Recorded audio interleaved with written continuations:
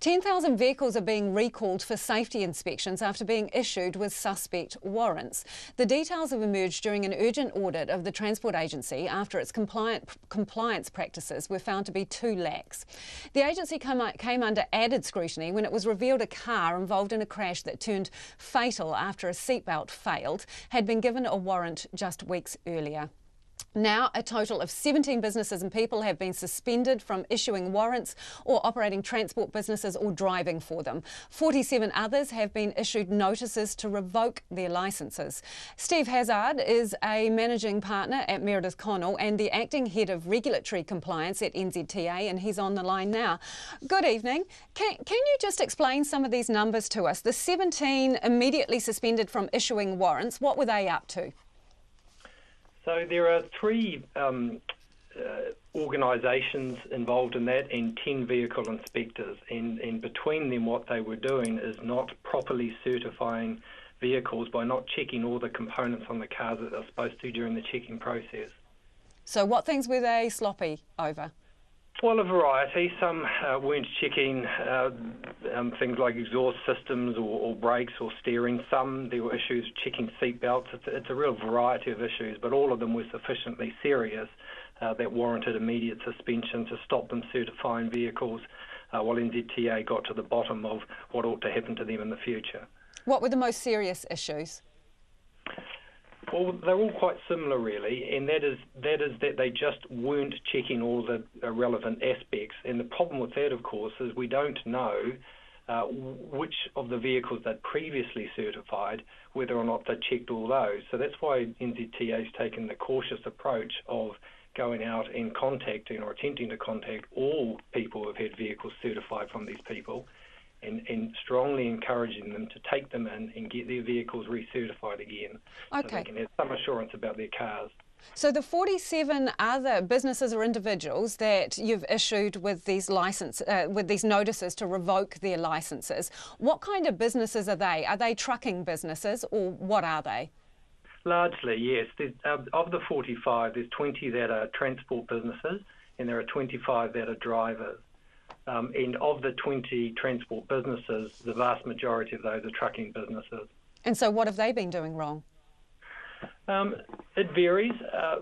Fleet condition, not paying enough attention to maintenance, not being clear enough that their drivers fill in their logbooks correctly, so there might be driver fatigue issues. There's a variety of issues there. That sounds dangerous, is it? It can be. Driver fatigue is inherently dangerous, and that's why the compliant action has been taken. I mean, generally, not enough maintenance, not following the rules.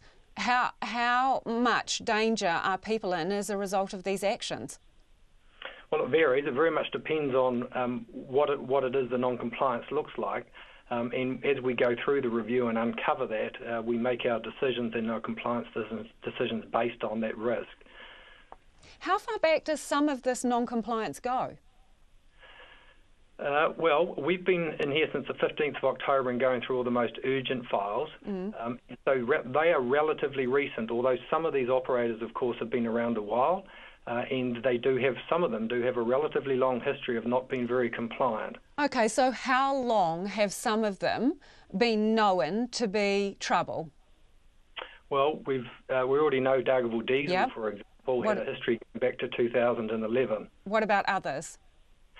Some of them go back a few years, some of them 3 or 4 years. And New Zealand Transport Agency is in the position, obviously, where it accepts that hasn't been good enough, and hence the tougher approach it's taken, and hence the compliance actions that have been released today. So where is the system broken, specifically, from what you have seen so far? I think the self-regulatory approach has been the major impediment. And the tougher approach that's been taken now is going to see some significant changes. And so you're going to see action now that perhaps under the old regime, self-regulatory regime, you wouldn't have seen. Is there more to come? Are there more businesses to be named?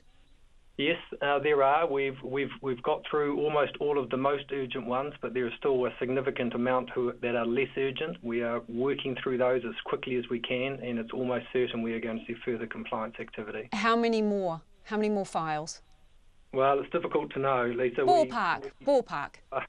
We've got another 400 files to go through, and I think you can safely say there is going to be a suite of action amongst those somewhere. How can people know who to trust? Because I see on this list you've got an AA inspector who has had a licence immediately suspended. So how do we know who we can go to and be assured that we're getting good work here? Yes. Well, I think the first thing to say is the vast majority of inspecting organisations and vehicle inspectors, there is no evidence that they are not properly certifying vehicles. What we are dealing with is a relatively small minority. But the concern is, how do you know which ones are which? And that is why NZTA has to improve the way in which it monitors these agencies, so the public can have confidence that no matter which certifier they go to, that the WOF is going to be correctly provided. All right, we're almost out of town, but these 10,000 cars that are now being recalled for checks, how are you going to ensure that they come back and get their car rechecked? Offering a voucher is not necessarily getting them moving to get rechecked. We've seen that in Dargaville, so how are you going to motivate them? Well, exactly. So we're doing the best we can to provide that voucher to get it done. And if that doesn't work, we'll also be doing a call centre call out to contact everyone and strongly encourage them to take their cars in. At the end of the day, all we can do is strongly encourage, and we're hoping that people want to keep themselves, their family and other road users safe, get their vehicle in and be assured that it is safe for the road. Are lives in danger here if they don't? Look, it's complex. I think everyone would want safe vehicles on the road to make sure that we can be as safe as we can. But you can't rule that out, can you? Oh, look, it's impossible to rule out the amalgam of factors that might go into any incident, but what we can do is ensure that people have confidence that their certification of their vehicle is valid. All right, thank you so much for joining us this evening. That is Steve Haszard, who's the NZTA's Acting Head of Regulatory Compliance. He's also a Managing Partner at Meredith Connell.